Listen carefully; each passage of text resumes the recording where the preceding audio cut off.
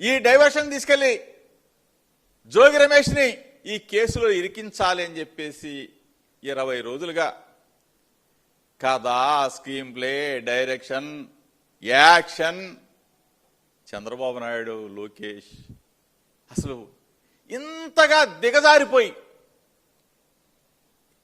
అసలు ఇంతగా దిగజారుతారా మీరు? ఈ స్థాయిలో జోగి రమేష్ని బదనామా చేయాలా, వైఎస్ఆర్ కాంగ్రెస్ పార్టీ మీద నింద వెయ్యాలా, నా హృదయాన్ని గాయపరిచారు, నా వ్యక్తిత్వ జీవితం మీద బురద జల్లే కార్యక్రమానికి ఈ ప్రభుత్వం శ్రీకారం చుట్టింది. చంద్రబాబు నాయుడు, లోకేష్ శ్రీకారం చుట్టారు. వెను వెంటనే పాత్రికేయుల సమక్షంలో రాష్ట్ర ప్రజలందరికీ చెప్పా, చంద్రబాబు నాయుడు నా హృదయాన్ని గాయపరిచాడు, నా వ్యక్తిత్వాన్ని దెబ్బతీశాడు, నేను దేనికైనా రెడీ, ఫస్ట్ సిబిఐ ఎంక్వైరీ కోరాం, రాష్ట్ర ప్రభుత్వాన్ని డిమాండ్ చేశా, సిబిఐ ఎంక్వైరీ ఏమని చెప్పేసి అడిగాం. దానికి సమాధానం లేదు. సరే, దానికి సమాధానం లేదు కదా, లై డిటెక్టర్ టెస్ట్కి నేను రెడీ అని చెప్పా. ధైర్యంగా దమ్ముగా దానికి సమాధానం లేదు.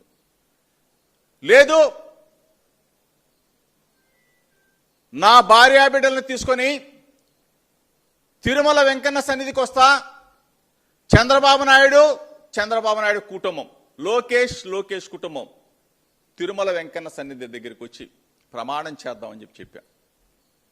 జోగి రమేష్ తప్పు చేశాడని ఒక్క మాట చెప్పు చంద్రబాబు నాయుడు, తిరుమల వెంకన్న దగ్గరికి వచ్చి ఏ శిక్షకైనా నేను రెడీగా ఉన్నానని చెప్పా. దానికి సమాధానం లేదు. అక్కడ దాకా నేను రాలేను అనుకుంటే అమ్మ కనకదుర్గమ్మ, బెజవాడ అమ్మ కనకదుర్గమ్మ సాక్షిగా, నా కుటుంబ సాక్షిగా నేను వస్తా, నువ్వు కూడా చంద్రబాబు, లోకేష్ ఇద్దరు కూడా మీ కుటుంబ సాక్షిగా రమ్మని చెప్పాడుగా. అక్కడ ప్రమాణం చేద్దామని చెప్పా. అక్కడికి రాలేదు.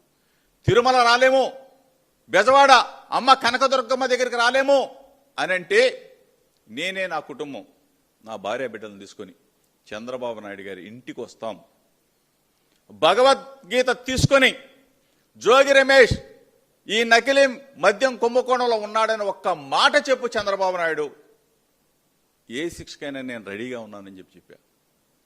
దానికి సమాధానం లేదు. ఇవన్నీ అయిన తర్వాత వర్ల రామయ్య, పల్లా శ్రీనివాస్ ఒకరోజు వాళ్ళ ఆఫీసులో చర్చలు జరిపిన తర్వాత చంద్రబాబు నాయుడుతో బయటకు వచ్చి జోగి రమేష్ తిరుమల అంటాడు, జోగి రమేష్ అమ్మ కనకదుర్గమ్మ దగ్గరికి అంటాడు, Jogi Ramesh lie detector test అంటాడు. ఇవన్నీ కాదు, నార్కో ఎనాలిసిస్ టెస్ట్కి సిద్ధమా అని ప్రశ్నించారు. ప్రశ్నిస్తే నేను ఒకటే చెప్పా, నార్కో ఎనాలిసిస్ టెస్ట్ కూడా నేను సిద్ధమే. సిబిఐ అడిగా, దానికి సమాధానం లేదు. లైట్ డిటెక్టర్ టెస్ట్ అడిగా, దానికి సమాధానం లేదు. నార్కో ఎనాలిసిస్ టెస్ట్ అడిగా, దానికి సమాధానం లేదు. ఇవే కాకుండా మన భారతదేశంలో ఏ వ్యవస్థ ఉన్నా సరే మీరు ఆ వ్యవస్థ మీద ఎంక్వైరీ చేయించుకోండి జోగి రమేష్ మీద అని చెప్పా. దానికి సమాధానం లేదు. ఇవన్నీ సమాధానం లేకపోతే నేను నా చిత్తశుద్ధిని, నా ఆత్మ పరిరక్షణ కోసం నా భార్యా బిడ్డలను తీసుకొని కుటుంబ సమేతంగా అమ్మ కనకదుర్గమ్మ దగ్గరికి వెళ్ళి, అమ్మ కనకదుర్గమ్మని నేను పైన వేడుకొని, నా మీద బురద జల్లారు, నా వ్యక్తిత్వాన్ని కించపరిచారు, ఒక బడుగు బలహీన వర్గాల నన్ను కించపరిచారు అని చెప్పేసి ఆ రోజున అమ్మ కనకదుర్గమ్మ దగ్గరికి వెళ్ళి వేడుకొని మళ్ళీ పాదయాత్రక కింద దాకా వచ్చి నా భార్య బిడ్డలను సాక్షిగా ప్రమాణం చేశా. ఇంత చిత్తశుద్ధిగా, ఇంత ఆత్మ నా ప్రమాణాన్ని ఈ రోజు వరకు కూడా చంద్రబాబు నాయుడు కానీ లోకేష్ కానీ అసలు ఇంతగా ఎట్లా దిగజారిపోతారని చెప్పి అడుగుతా ఉన్నా. బాధ్యత గల ముఖ్యమంత్రి చట్టాన్ని తన చేతుల్లోకి తీసుకుంటాడా? వ్యవస్థల్ని తన చేతుల్లోకి తీసుకుంటాడా? ఎవరో రిమాండ్ ఖైదీ జనార్దన్ రావు అన్న అతను ఆఫ్రికా నుంచి మీతో ఫోన్లో మాట్లాడాడే, డిపార్ట్మెంట్తో ఏ రోజైనా జోగి రమేష్ పేరు చెప్పారా?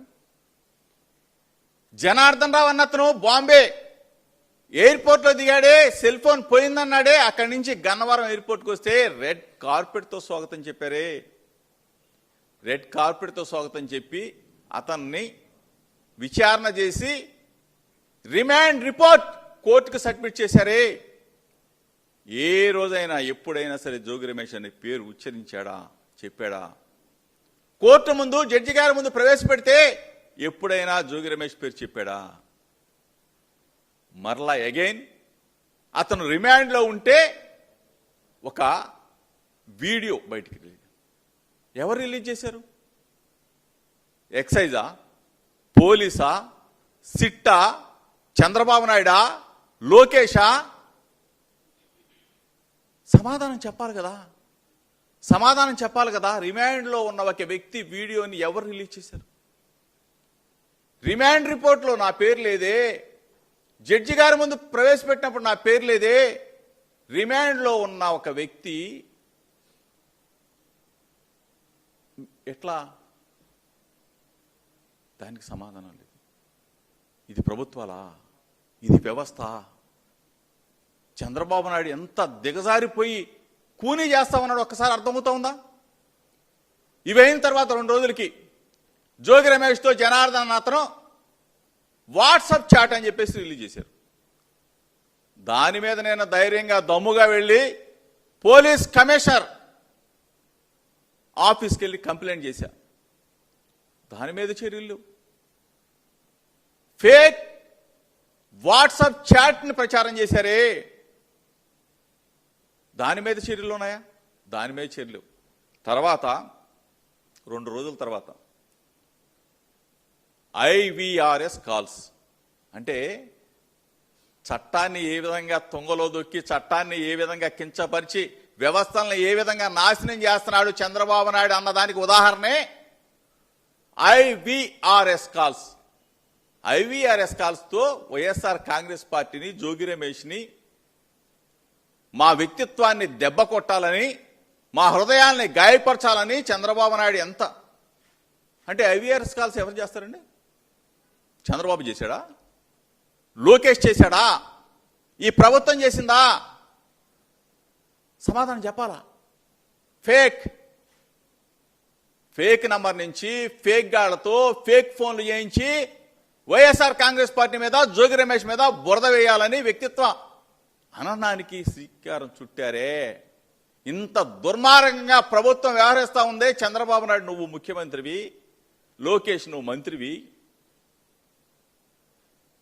దాని మీద కూడా డీజీపీ ఆఫీస్కి వెళ్ళి కంప్లైంట్ ఇచ్చా. మా పార్టీ నాయకులు అందరం కూడా కలిసి డీజీపీ ఆఫీస్కి వెళ్ళి కంప్లైంట్ ఇచ్చా. ఇన్ని చేస్తే ఇంకా ఆ జనార్దన్ అన్న అతని పోలీస్ కస్టడీలోకి తీసుకొని రోజుకొక జోగి రమేష్ అందులో ఉన్నాడు, జోగి రమేష్ ఇందులో ఉన్నాడు. దమ్ముగా చెప్తా ఉన్నా, ధైర్యంగా చెప్తా ఉన్నా, మనస్సాక్షితో చెప్తా ఉన్నా, జనార్దన్ అన్న అతనితో వ్యాపార లావాదేవీలు కానీ, బ్యాంక్ ట్రాన్సాక్షన్స్ కానీ, లేకపోతే పొలాలు కొనటమో లేకపోతే ఇంకోటి ఎటువంటిది చెయ్యలేదు అని చెప్పేసి నేను ప్రమాణం కూడా చేశా.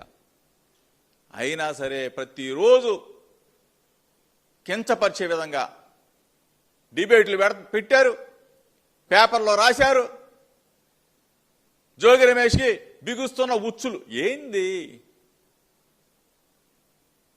చిన్నప్పటి నుంచి రాజకీయాల్లో ఉన్నాం, విలువలతో విశ్వసనీయతతో ఉన్నాం. చంద్రబాబు నాయుడు రాక్షసానందం కోసమో నెల 2 నెలలు 3 నెలలు జోగి రమేష్ని ఇబ్బంది పెట్టాలని చూస్తే చరిత్రహీనుడిగా మిగిలిపోతాడు చంద్రబాబు నాయుడు. చరిత్రహీనుడిగా మిగిలిపోతాడు లోకేష్. మీకు భార్య పిల్లలు ఉన్నారు, మీకు కుటుంబం ఉంది, పైన దేవుడు ఉన్నాడు. మిమ్మల్ని ఊరికి వదిలిపెట్టడు.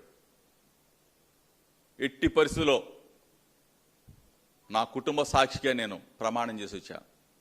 నా కుటుంబం, నా భార్య, నా పిల్లలు.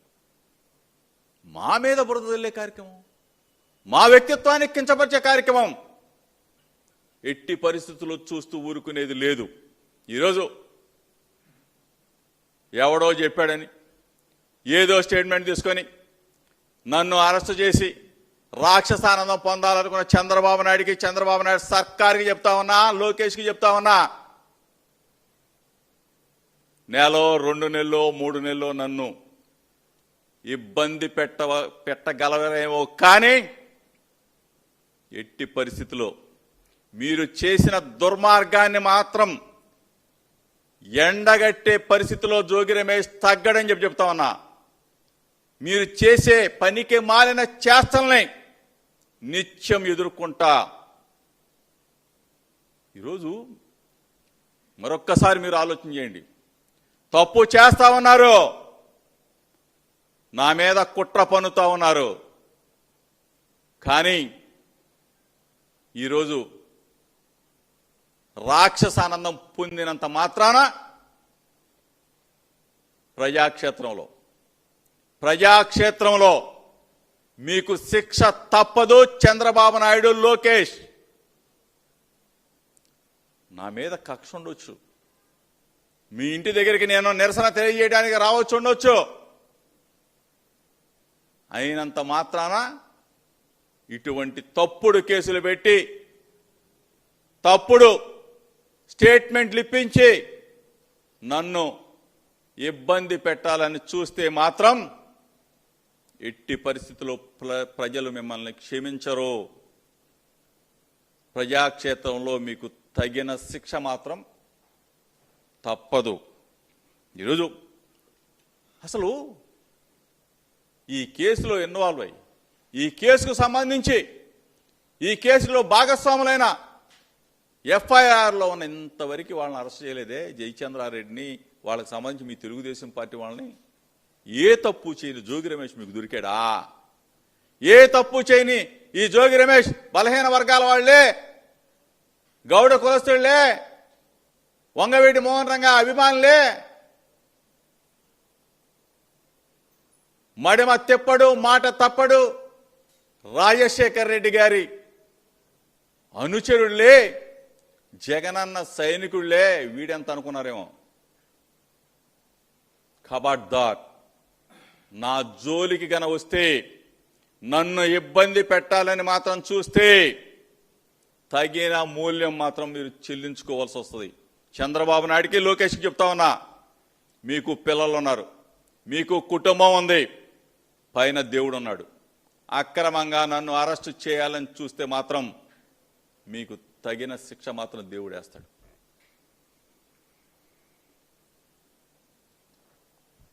ఇంకోటి కూడా చెప్తా ఉన్నా, సిట్ అధికారులకి, చంద్రబాబు నాయుడు సిట్ అంటే సిట్, చంద్రబాబు నాయుడు స్టాండ్ అంటే స్టాండ్, చంద్రబాబు నాయుడు కూర్చోమంటే కూర్చొని, చంద్రబాబు నాయుడు పడుకోమంటే పడుకుంటే మాత్రం మీకు మనస్సాక్షి ఉంది, మీకు కుటుంబాలు ఉన్నారు, మీకు పిల్లలు ఉన్నారు, మీకు భార్యాబిడ్డలు ఉన్నారు, పైన దేవుడు ఉన్నాడు.